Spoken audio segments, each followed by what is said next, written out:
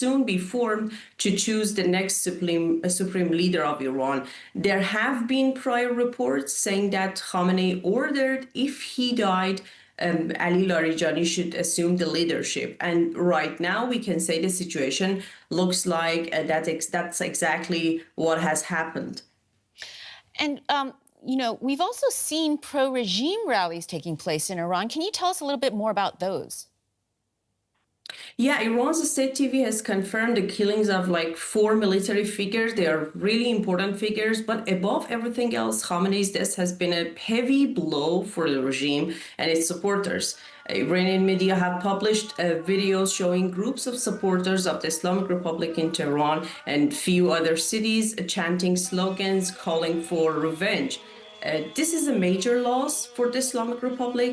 And I would say at this point, anything could happen. But this definitely does not mean the end of the Islamic Republic or the complete collapse of the government, at least not for now. The core structure of the system is still in power, and there are no signs of surrender from the military forces. But of course, if the US-Israel attacks continue, that situation could change very, very quickly. I know this might be very difficult to sort of imagine it might be hard for you to answer. I mean, with Iranians believing whether they might see genuine freedom or even some form of democracy in the future, is that something in people's minds? Or is there a concern that they will simply see chaos and the rise of another dictatorship following the events of the last 24 hours? The people of Iran have been waiting for years for a chance to establish a democratic government, but that path is extremely difficult and would require the complete collapse of the Islamic Republic. The system has not been fully overthrown yet. It has lost some key figures in its leadership, but the security and military forces are still there at the top of the power structure. It is still too early, as also you mentioned, to make firm predictions because we have to see how events unfold, I think.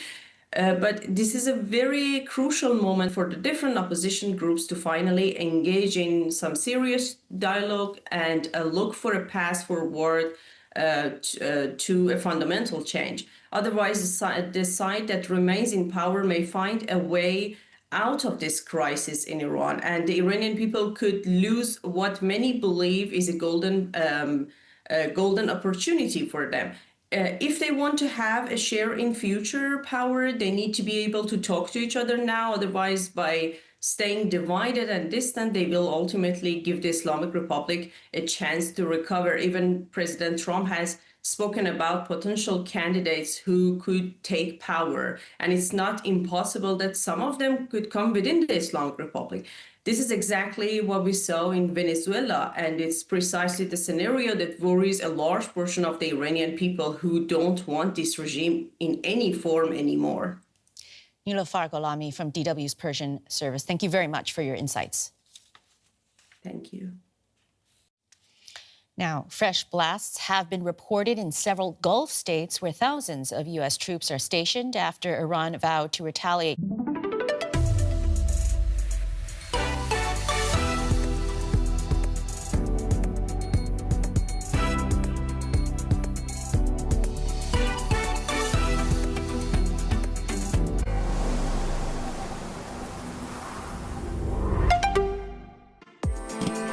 الاقتصاد محرك عالمنا الخفي. إنه من يحدد كيف نعمل، ماذا نكسب وكيف نعيش. من المشاريع الصغيرة إلى عمالقة التكنولوجيا، من أفكار هامشية إلى ابتكارات غيرت العالم.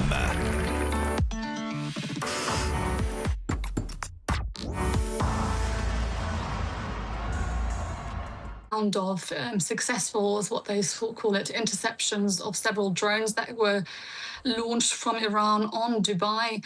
Now, some of that debris did land in some of the courtyards in homes in Dubai, and 2 people were injured, but the authorities say that these people received the necessary medical attention. Over the last 24 hours, Iran launched about 137 missiles and over 200 drones on the United Arab Emirates. That is a significant significant amount a significant attack on the United Emirates. Most of these were intercepted. In some cases, they did cause damage, such as on Palm Jumeirah, one of the artificial islands in Dubai, where missile debris hit a luxury hotel. Dubai Airport, as well as Abu Dhabi Airport, have also been damaged by some of the incoming fire. And the people in Dubai so far, it's making them nervous. I think that's safe to say. The authorities are protecting some sort of calm, but the people here, the ones that I've been able to speak to, have said they did expect the United Emirates to be targeted, but they expected the US bases that are located in the United Arab Emirates to be targeted. The fact that now civilian infrastructure is being hit is coming at a huge shock to them. Yeah, and of course, Dubai is a major flight transport hub connecting Europe to Asia, of course. So how have the Emirates been responding to these attacks? What are their options? Well, the Emiratis have condemned the strikes. They've called it a flagrant violation of national sovereignty and a clear breach of international law. They're trying to project a sense of stability, though. That they have the situation under control, that the majority of the incoming fire has been intercepted. The leader of Dubai was also last night seen at a horse racing event. And largely, you know, I think at this point, the goal is to sit this out, to hope that the air defences, they're also receiving significant support from the Americans there, are able to fend off most of the attacks. There is no talk so far of retaliation. You have to keep in mind that some of that the UAE does host US military bases, and so far they've not given them the okay to target Iran from these military bases. But there's no talk of that at this point. What we're seeing, though, is some voices from people close to the Emirati government saying that this does have the potential to cause significant damage to the long-term relationship between the UAE and Iran. Keep in mind, Dubai and the United Arab Emirates as a whole have been projecting this sort of sense of this the country as an oasis of stability, and that now, through these attacks, is getting a serious dent in that in its reputation. Right, and you talked about their desire to hopefully sit this out, but there is that concern that the Gulf could be pulled directly into this conflict. Can you talk a little bit about that? That's right. And I mean, we've been hearing over the last few weeks that the Gulf countries have reportedly been trying to dissuade the Trump administration from going after an attack on Iran. At this point, though, I think, you know, so we do have these American bases dotted all across the Gulf. And so far, none of the Gulf countries has come out saying that, yes, we will give the Americans the green light to start launching attacks on Iran from these military bases. And I think the reason for that is because this would constitute a clear escalation that would drag them into this conflict as a more active partner. And that's the last thing these countries want. These countries want an off-ramp. They want de-escalation. And I think what we're going to see over the next few days is very much these countries trying to put pressure on the Americans to, you know, make this a short conflict and not drag this out. And I think, I mean, you know, you could argue that this is a calculation that the Iranians are making, that they are trying to put more pressure on these Gulf states that are seen as allies of the Americans, to put pressure on them to, you know, if you turn up the heat on these countries, they will put more pressure on their American partners. But at this point, it's not clear whether that will actually work out at all. Journalist Emily Gordine in Dubai, thank you very much. The death of Ayatollah Ali Khamenei comes at the end of a turbulent period in Iranian history. He came to power in 1989 and maintained a vice-like grip on his country as it took on the United States of America, which the regime described as, quote, the Great Satan. For decades, Ayatollah Ali Khamenei was the most powerful man in Iran, the supreme leader. Some considered him a hero of the Islamic Revolution. In the eyes of others, he was a brutal dictator. Born in Mashhad, the religious heartland of Iran, Ali Khamenei began training as an Islamic cleric at only 11. At the time, Iran was a secular country ruled by the autocratic Shah. Khamenei joined the religious opposition led by Ayatollah Khamenei, one of his teachers, and was arrested several times by the Shah's secret police. In 1979, Khomeini returned from exile after Iranians had overthrown the Shah and established the Islamic Republic. Ali Khamenei quickly rose through the ranks of the new system. When Khomeini died 10 years later, Khamenei was among the candidates to replace him, although he did not hold the religious rank necessary for Iran's top job, as even he himself pointed out. I am not qualified to become the supreme leader. I know that, and you gentlemen know it too. You have to cry tears of blood for any Islamic society which is even contemplating electing me as their leader. And yet they voted for him. So at just 50, Khamenei became supreme leader.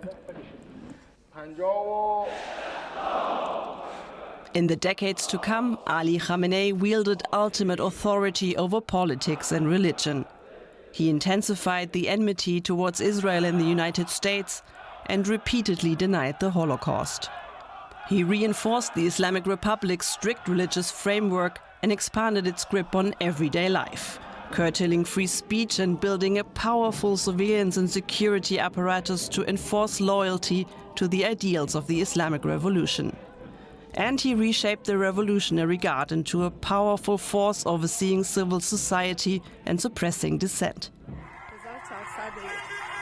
A role that would come into sharp focus in 2009, when hundreds of thousands took to the streets protesting against what they considered a rigged presidential election.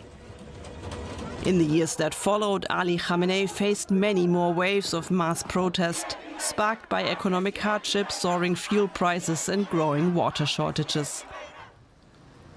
Then in 2022, the death of a young woman held by the so-called morality police sparked the most profound challenge to Khamenei in his Islamic Republic in decades.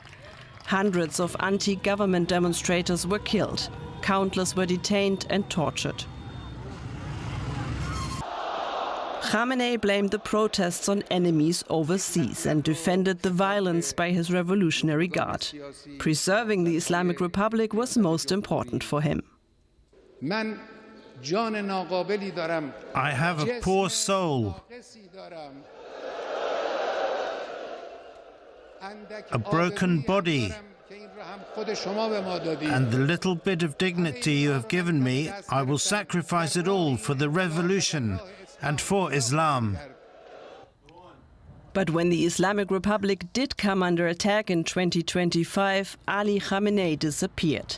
As Israeli and US airstrikes targeted Iran's nuclear program and killed its most senior commanders, the supreme leader only appeared in pre-taped statements, hiding in an unknown location, unreachable even to top officials. In one of the Islamic Republic's greatest crises, Ali Khamenei left behind a power vacuum and lost much of the little trust in him that remained.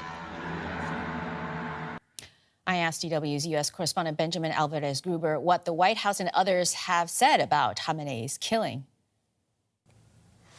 We have not heard from President Trump following his longer post on Truth Social confirming the death of the Iranian supreme leader and this pre-recorded message, of course, earlier when he announced the start of this major operation, this coordinated airstrikes with the Israeli Air Force. We have had other reactions, one of them by Defense Secretary Pete Hegseth. He called this the most lethal, the most complex and most precision aerial operation in history. But of of course, there are many questions that are still remaining. There is growing criticism, not only on the lack of transparency, but also what was the reason to do them now. Because only a couple of months ago, we had President Trump saying that Iran's nuclear program had been obliterated, with Steve Witkoff, one of the main negotiators of the U.S., recently saying that Iran is a week away from having these bomb-grade materials. And that's, of course, something that especially the critics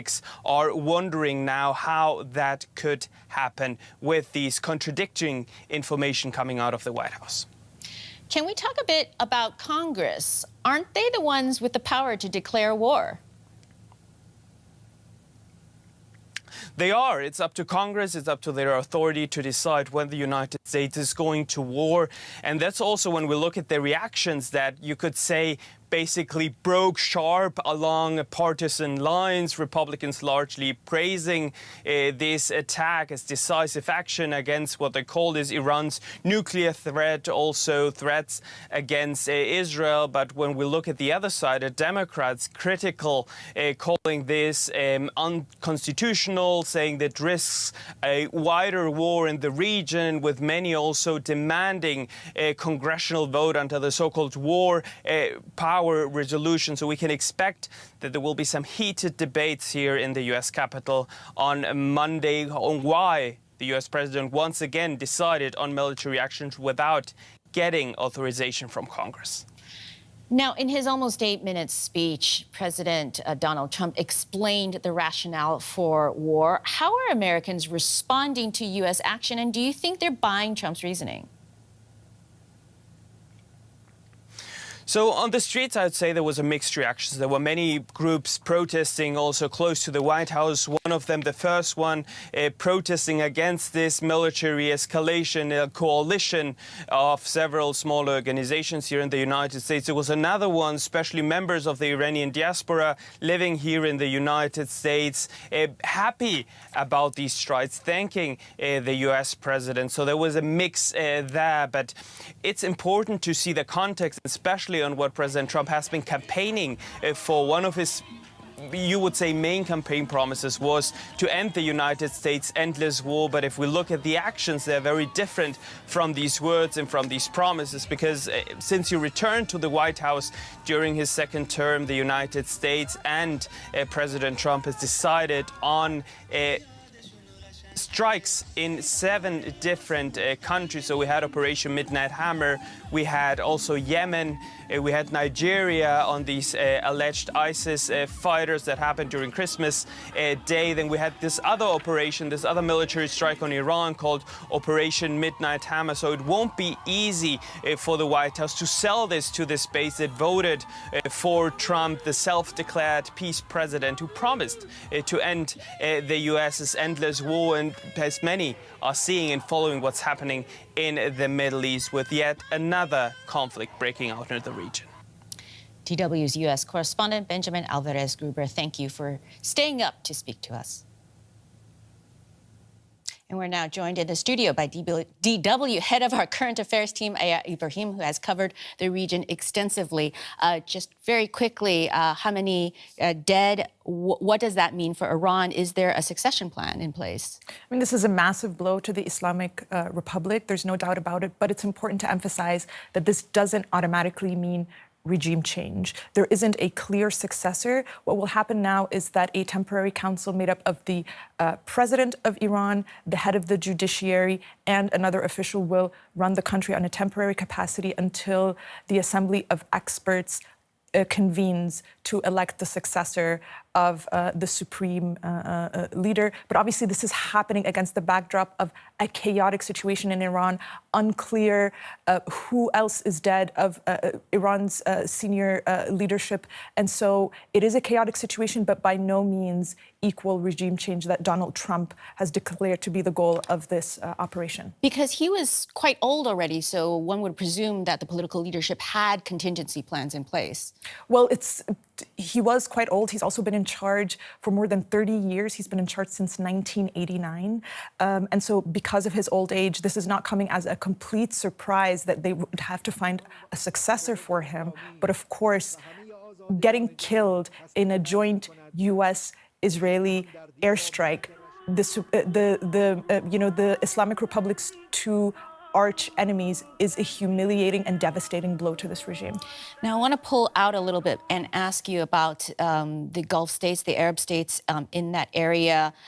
They host a lot of U.S. military assets. They have been targeted by Iran in retaliation, and this puts them in a very difficult position, doesn't it? Because my understanding is that some of them had started warming relations with Iran, but others, it's always been a hostile relationship to Iran, no?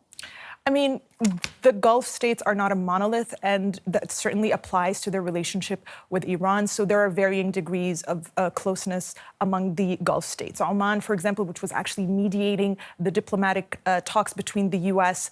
and Iran up until last week to try to get concessions on the nuclear file, has quite a good relation with Iran. Qatar has quite a good relation with Iran. And then you have varying degrees of tensions with Saudi Arabia, Bahrain, Kuwait, and so on. But I think what can be said almost generally about the Gulf states is that they don't want this.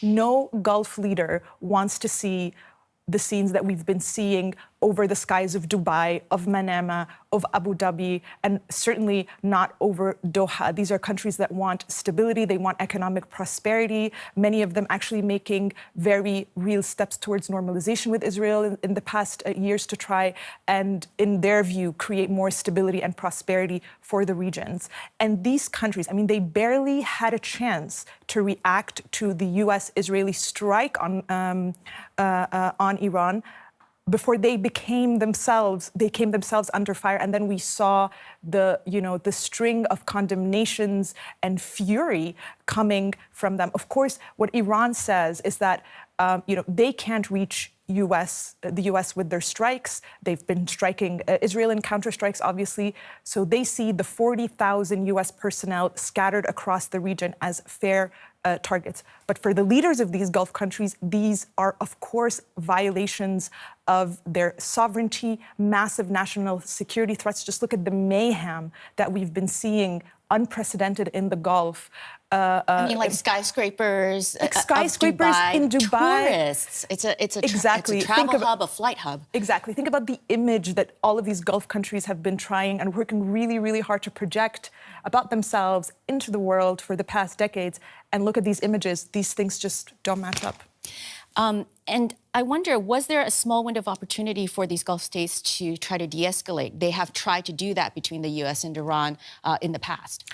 I think, diplomacy is certainly on hold here, but we can't believe that it's dead. We have to believe that at some point, some kind of negotiation, ceasefire, de-escalation will be reached, and then you can expect these Gulf countries to then be trying to bring everybody back to the table, because, again, this is nothing that any of them wanted. Like I said, there were these negotiations going on with Oman as a mediator up until last week. It's difficult to even rewind to that last week, but we would hope that at some point diplomacy will gain the upper hand again and there will be some kind of negotiation. I want to quickly ask about Iran's proxies, such as Hezbollah. How are they responding? So far, it's been radio silence. I mean, specifically, Hezbollah is in a very, very, very difficult situation. Hezbollah is the Islamic Republic's closest ally and proxy. A lot of funding for Hezbollah has come from Iran. And a few days ago, a senior Hezbollah official was cited saying that they would not intervene in the case of limited U.S. strikes on Iran, but that Khamenei's life, if it comes under threat, would be a red line. And now we've reached the moment where Khamenei has been killed by a U.S.-Israeli airstrike or as a result of this operation. And so all eyes are on Hezbollah now and how it would react. However, Hezbollah has been severely weakened in its war with Israel in 2024. That war ended with a ceasefire in November of 2024. But ever since then, Israel has been continuously violating that ceasefire, striking Hezbollah targets, mostly in the southern part of Lebanon. The country is devastated as a result of this conflict. And so this puts Hezbollah in an extremely difficult position. Aya Ibrahim, thank you very much. And that's all for the show. Remember, you can find more news on our website. That's dw.com. I'm Melissa Chan. Thanks very much for watching.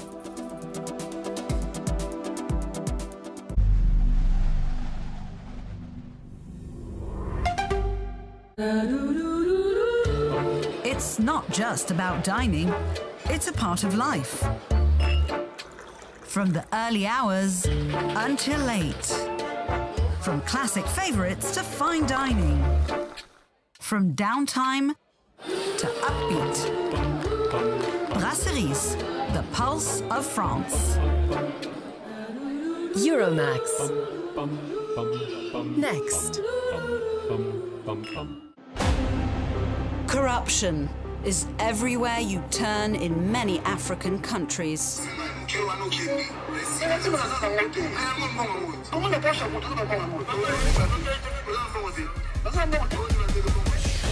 What is the impact of corruption? Why is it so widespread? And how can it be combated? The 77%. In 60 minutes. Living Planet, DW Podcasts. How to make greener choices in your everyday lives. I honestly try to be vegan. Working 32 hours a week could be better for the environment than 40. But of course, we shouldn't be naive either.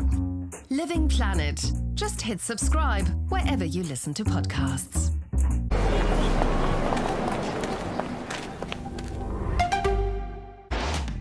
A Parisian must. Why a brasserie is the go-to place for classic French cuisine. Life abroad. How American dancer Zach Enquist has made Sweden his new home.